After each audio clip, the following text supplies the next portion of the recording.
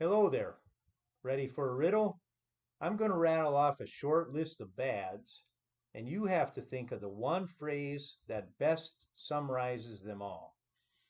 It's a phrase that's sort of the source of them all. And what do I mean by bads? Well, first think of goods, like goods and services. So things like shoes, apple pie, or music. Good stuff, in other words. Those are goods and services. Now, bads are the opposite. We can call them bads and disservices.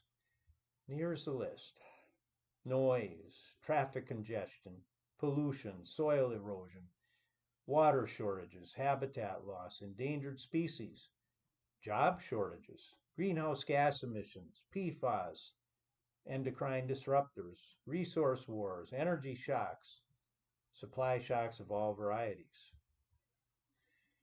I could go on, but really that should do it. Plenty of clear-cut examples there.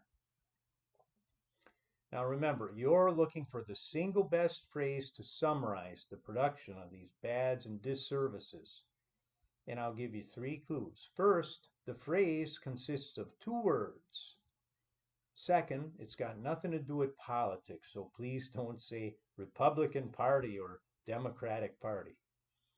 And third, it's a process anyway, not an object. Okay, now I'll give you a countdown. 3, 2, 1, time's up. Now, if you said economic growth, bingo. And if you didn't, well, it helps to remind ourselves just exactly what economic growth is. It's a growing population times per capita consumption. The product of that simple multiplication is called GDP. That's the size of the economy. And growing the GDP does all those things I listed. And if you're like some of us, you're starting to get sick of it. You're saying, that's enough of that. You're saying, I don't know what we need at this point, but it's sure not more economic growth. That stuff is causing more problems than it solves. And you're right. And at CASI, the Center for the Advancement of the Steady State Economy, we've been answering that last question for 23 years. What we need, instead of a growing economy or a bloating economy, is a steady state economy. So, not a growing population and consumption, not a growing GDP, but rather a stabilized level of production and consumption with a stabilized GDP. And today we're reaching out to our friends in Washington. You know, I got my master's degree at UW, where the slogan is Be Boundless. Well, boundless is good for things like, I don't know, determination or maybe charity or kindness. But it's not the right vibe in the 21st century if we're talking about the economy. Washingtonians are smart. You're not going to let them snow you with the old win-win rhetoric that there is no conflict between growing the economy and protecting the environment.